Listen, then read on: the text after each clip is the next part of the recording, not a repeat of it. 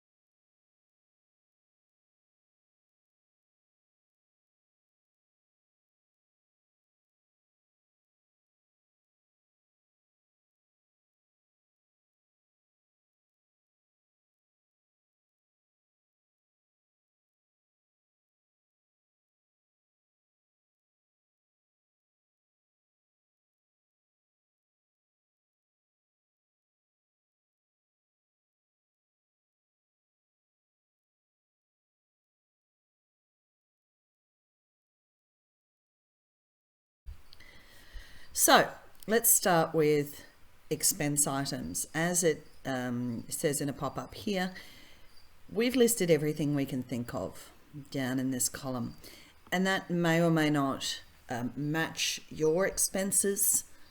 Some of them you may have different line items for, so your accountancy fees might include bookkeeping, for example. You don't have to complete all of them, but you do need to make sure that everything that's on your profit and loss report from last year, which is what you'll be using here, basically what you submitted for your end of year tax return, that everything is included. So if you end up, so tick as you go through and you're filling things out, and if you end up with some things that aren't included here, just pop them down into this other box here and just write down that, I don't know, maybe you've got a hairdressing expense. Then grab your annual figure and put it in here. Your accountancy fees might have been $5,000. And this will automatically calculate what that is per week and give you an adjusted amount. So once again, it's the coloured boxes that you need to fill out here, and that you have an opportunity to fill out here and overwrite them.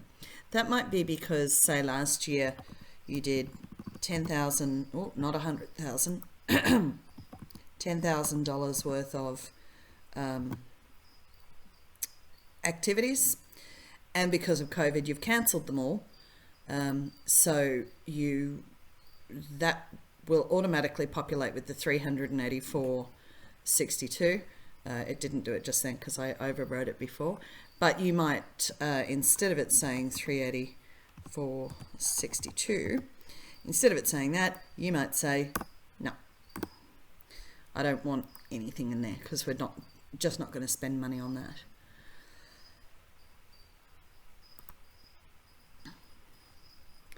You may find that some things have increased. For example, your cleaning contractors. So that last year it was $7,000, and this year it's going to go up more. So you want to increase that from $269 a week up to $500 a week. Go through and complete these and fill out as much detail as you can. And like I said, make sure that everything is included that's in your profit and loss from last year. In this case, we've got mortgage and rent as two highlighted items, generally because it's one or the other. But let's put in, say, $300,000 worth of rent a year. No, that's $3 million. That's an expensive site. Here we go, and that's $11,000 a month. You'll find then that these figures calculate automatically here. And if you go back to the totals page, some of your expenses have been filled in. Okay, the next page that you need to go to, or we'll just is JobKeeper and wages.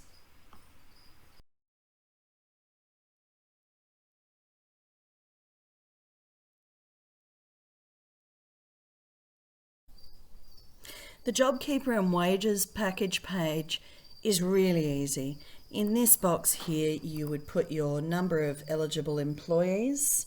So you might have 14, and then it calculates your JobKeeper allowance, which will then go straight through and populate the income page. Here you're putting in your wages, so you might have, say, 20,000 a fortnight, and your superannuation being that figure. Oh, not 18,000. I'm really not good with those zeros. Your workers' compensation insurance, which is generally a yearly figure, or it could be monthly or quarterly for you. Make sure that you've contacted your insurer and updated the number of staff you have, so that this figure can potentially come down, but let's call that 5,000 for the sake of it. You might have some contracted employees, some casuals through an agency doing a half day.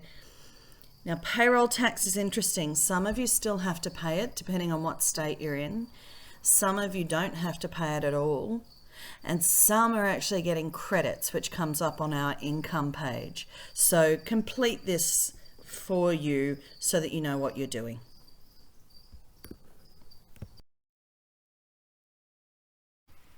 Okay, your next tab is boosting cash flow. You only need one figure for this, and this is your March BAS or PAYG figure. You put that figure into here and it might be, say, $8,500.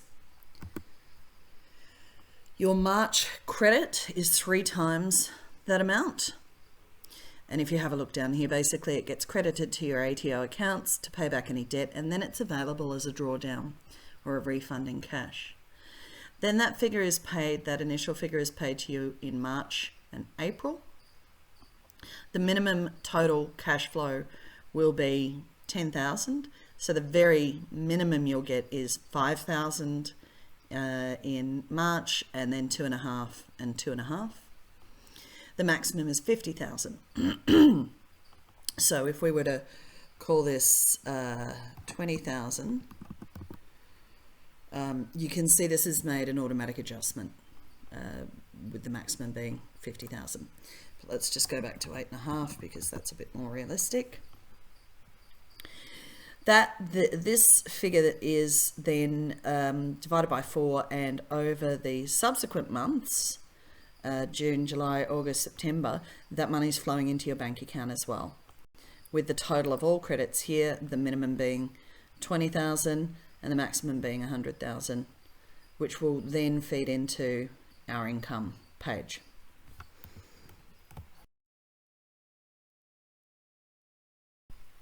So the final tab for you to complete is the income tab, and you can see that already some of it has fed automatically through from the JobKeeper payment, and then again from the Boosting Cash Flow grant, and I've averaged that out.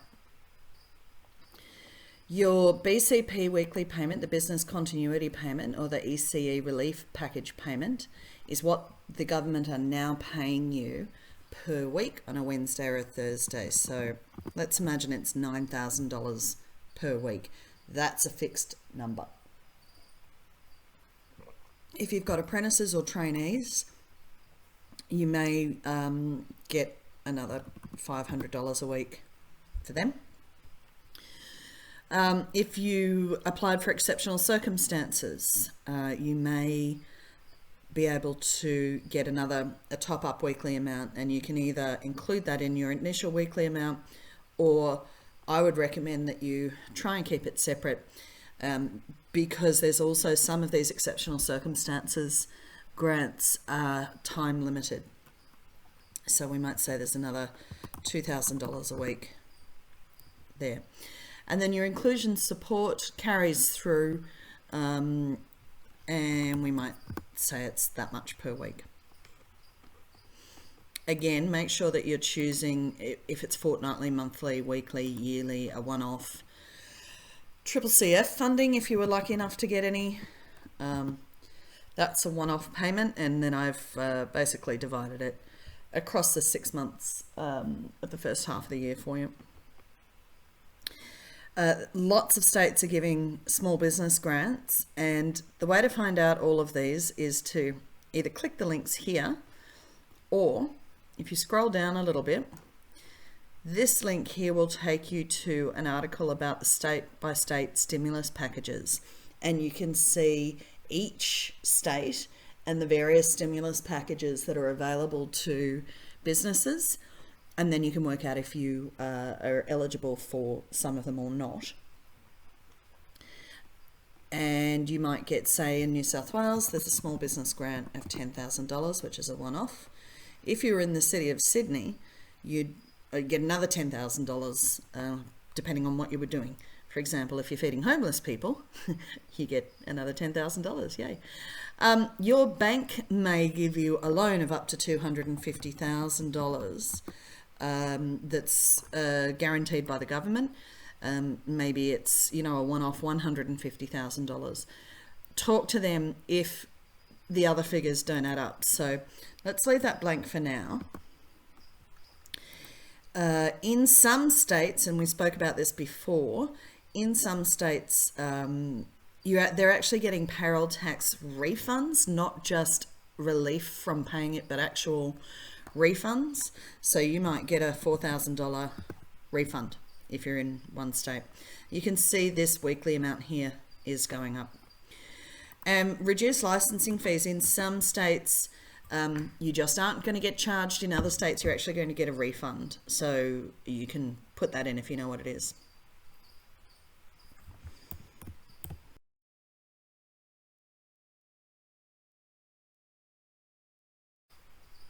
So we go back to the totals page. Now, according to this page, this person is making a profit of $2,970 a week. But let's remember that all other expenses I hadn't filled out. So let's go back here and let's say that hairdressing is wildly expensive. I don't think we need 3 million. Again, a bit enthusiastic with the zeros. Okay, so that figure now would be updated on the totals page. All right, and you can see that income is less than expenses. So if it's in the red, basically this is not a viable business. What you want to do then is work out, can you get a reduction in your rent? Okay, if you are able to get a reduction in your rent, and instead of $300,000 a year, they're going to do it for $250,000 a year. Oh, again, too many zeros. Then we go back to the totals page and we're looking a little bit healthier. We might go to the income page and see if we can get either exceptional circumstances or another grant, or like I said, maybe there's a loan for $50,000. Then if you go back to the totals page, we're looking even healthier. So this figure here is the one that you need to be looking at and working out whether or not your business is viable. And if you can't get it out of the red based on your figures around your expenses and how you're going to rein them in, working on professional development and training, for example. What's a cost-effective way to do that? Did you get a utilities grant? WA have one-off credits, so that may have gone down significantly and need to be adjusted from last year. Will you really have legal costs this year? And for example, this is the licensing and registration and permits. Is that going to actually be a charge this year? Go through there and make sure you can answer all of those questions, and you've asked all of the questions and followed all of the links down here to all of the grants that are available to you. And then if you can't get that number in the black, which basically means that you're breaking even and that you're viable, you need to start seeking other advice. Now, in the link here, most states are also doing mentoring sessions, free mentoring sessions with accountants and business planners. So if you can't get that figure to change, talking to one of those mentors about where your expenses are overtaking your income is something that they might be able to help you with.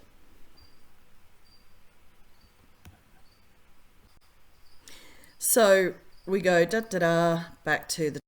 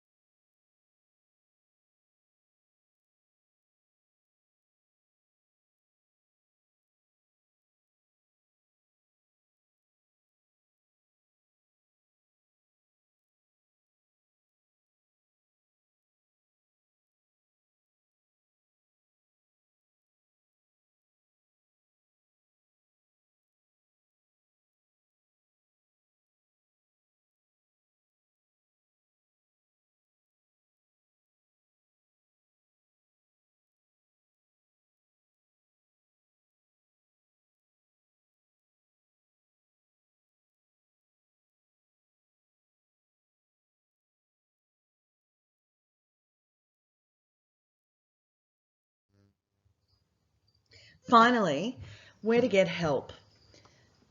Your Australian Childcare Alliance State Office will be able to give you help and hopefully work you through not just this spreadsheet, but if you can't figure out how to get your service viable, then where to go for help from there.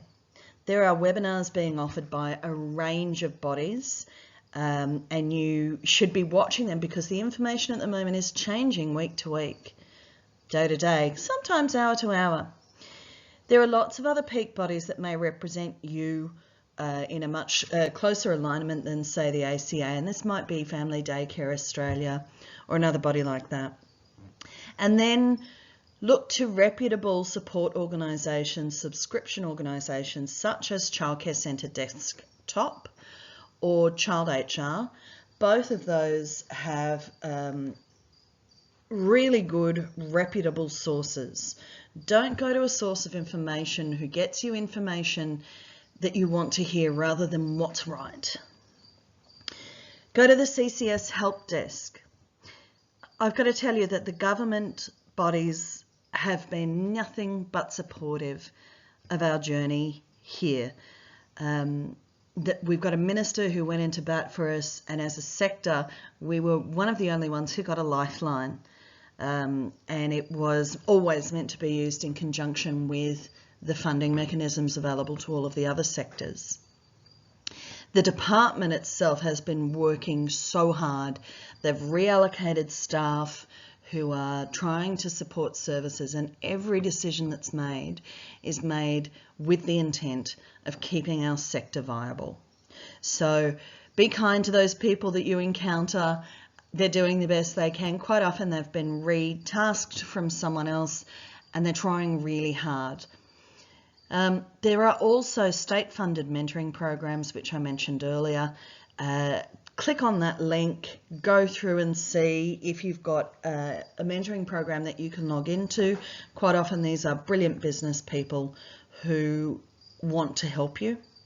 Your accountant knows you and can generally help out with this information.